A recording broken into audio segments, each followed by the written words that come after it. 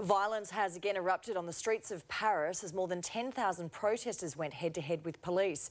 Officers used tear gas and rubber bullets, arresting 1,000 people as the demonstrations intensified for the fourth week running. Amelia Adams reports from Paris. The city of love under attack.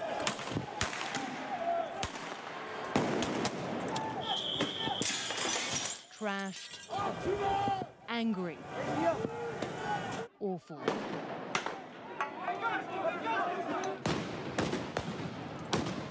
The Champs-Élysées, a battleground where there was no escape. Protesters were stopped in their tracks, their rage overcome in a haze of tear gas. They'd promised this would be Emmanuel Macron's day of reckoning and nothing would get in their way. Despite all of the police, all of the tear gas and the water cannons, the protesters continue to break through police lines. They say they have the right to walk through the streets of Paris. They won't stop until their voices are heard. But the gendarmerie and riot squad were ready. Protesters were herded out of side streets onto the main strip. If they couldn't be tackled, they were whacked. Police snatch squads scooping up the troublemakers. Barricades were set up, then ripped down by hand and by tank.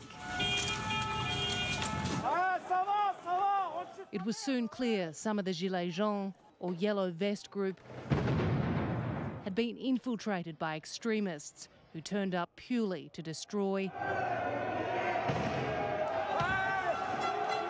and terrorise. The so-called voice of the people hijacked by lawless thugs. This is exactly what military had feared. Cars being set on fire, shops and businesses being broken into. There is so much anger here on the streets of Paris. There were injuries on both sides as the yellow vests hurled rocks and projectiles at police. No matter where you went, nowhere was safe. Oh, I just got hit. I'm back.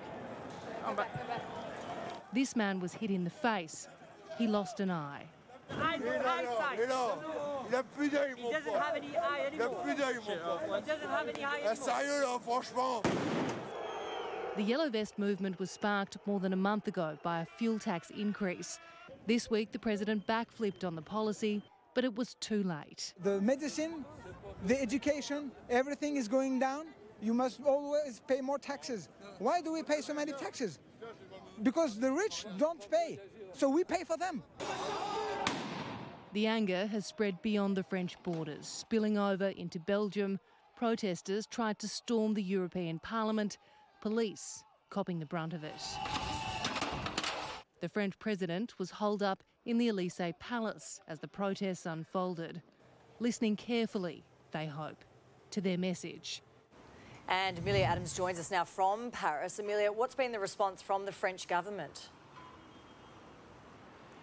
Well, Alicia, we've heard from the Prime Minister. He basically praised the efforts of police here and talked about the need to unify the French people, and he's right about that. This is now a full-blown working-class revolt, but it's President Macron they blame and want to hear from. Now, he is due to address the nation tomorrow, and he'll have to come up with something. These riots have already cost the French economy more than $1.5 billion, and people we spoke with say they will be back next weekend and the one after that for as long as it takes. Paris has descended into another weekend of rioting as anti-government protesters took to the streets. A massive nationwide police operation saw more than 1,000 people arrested, many before they could even join the rallies. The battle was over the laneway between Cartier and Mont Blanc, as police took on scrambling protesters on the Champs-Élysées. It rained tear gas.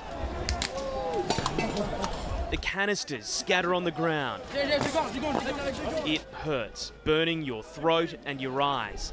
30 seconds of pain. Their weapons confiscated, the protesters simply threw the tear gas back, plus rocks and bottles. Look at this! Look at this! Like in Africa, it's not possible! This is in France, it's not possible! The tear gas is seemingly being fired in frustration by the police, but the protesters are frustrated as well. They are stuck here on the Champs-Élysées, and their plan of going to the Élysée Palace isn't coming off. The Gilets Jaunes are said not to have a leader, but there is certainly leading agitators. 4 weekends in a row now, they've taken over the streets. This time, police tried different tactics, keeping yellow-vested groups separate and isolated. Officers sometimes backing away, but not backing down. As the tear gas kept coming, so did the flashbangs and rubber pellets called flashballs. La police nous tire avec des flashballs. Police are firing these at us and we're being hit in the face, this man says. Scenes like this on Paris's most famous street, it's actually hard to imagine how Emmanuel Macron will recover from this. He was elected on such an air of positivity. Now, there is so much anger. Macron is killing us, she says. We want to cut off the king's head. Not everyone is spoiling for a fight, but there is a sense of desperation. We are protesting because our government is just blind and deaf, and we're just so upset. Right across the City of Lights, it was a dark day. Another weekend of makeshift barricades, burning cars, smashed shops. How long do you think these protests can go on for? How long will they last? Oh, we are okay for Christmas, New Year's Eve. There will be, it seems, no surrender, just pleas to be heard. In Paris, Hugh Whitfeld, 7 News.